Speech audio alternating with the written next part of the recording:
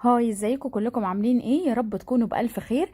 اهلا بيكم في قناة بيت مورو. يا ريت تعملوا لي لايك وشير، واللي لسه مشتركش في القناة يلا اشترك عشان نكبر عيلتنا وتشجعوني انزل فيديوهات دايما. واعملوا لايك الفيديو ده كمان، وفعلوا كمان زر الجرس عشان يوصل لكم كل جديد. ويلا بينا نبتدي فيديو النهارده هقول لكم على مشروب صيفي منعش في الحر اللي احنا فيه ده. بجد تحفة جدا، وبنشتري الكوباية من بره بتمن غالي، وهي بتتعمل في البيت. يعني مش محتاجة اي حاجة. تمام، مشروب حلو وصحي ولذيذ جدا في الحر اللي احنا فيه ده. تمام، النهارده هنعمل البطيخ، مشروب البطيخ. معايا هنا بطيخ متقطع مكعبات وما يكونش فيه بذر. تمام، يعني تحوش البذر بايدك وانت بتقطعيه. تمام، ومعايا مكعبين تلج. تمام، واللي حابب يحط معلقة سكر. تمام، انا هكتفي بالسكر الطبيعي اللي موجود في البطيخ، عشان البطيخة معايا مسكرة قوي. تمام، بس كل ده اللي هنحتاجه.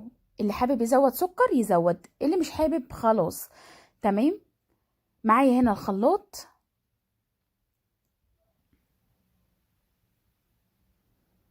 هحط فيه مكعبين التلج.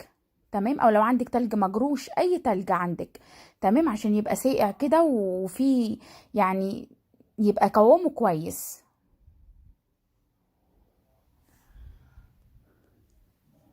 سهل جدا وبسيط ومش محتاج اي حاجة، وبجد مشروب حلو جدا جدا جدا في الحر اللي احنا فيه ده. تمام، انا ما بكون كده زهقانة والجو حر بشربه، فعلا بيرطب جدا. ولو عندك فيه تركية، بس انا للاسف مش عندي، لو عندك نعناع حطي. ورقة نعناع بتدي طعم روعة. بصوا، انا هحط شوية مية صغيرين. تمام، هزود سنة بسيطة تاني وخلاص. يعني على قد اقل من ربع كوباية مية اقل. لان طبعا البطيخ من الحاجات اللي فيها الياف وميه عاليه. تمام، عشان احنا عايزين قوامه يبقى تقيل مش خفيف. بس كده، وهشغل الخلاط.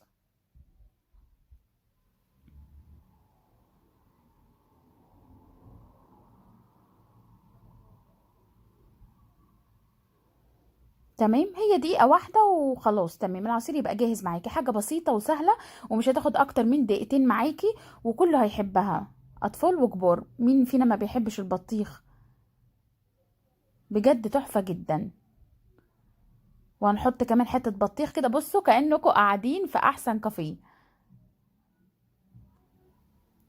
يا ريت تجربوها وتقولوا لي رأيكم، بجد حلو جدا. ولو حابين فقرة العصاير نعمل مع بعض عصاير كتير، قولوا لي في الكومنتات. تمام، او جروبي على الفيس، اللينك في القناة محطوط. وشكرا جدا لمتابعتكم، مع السلامة.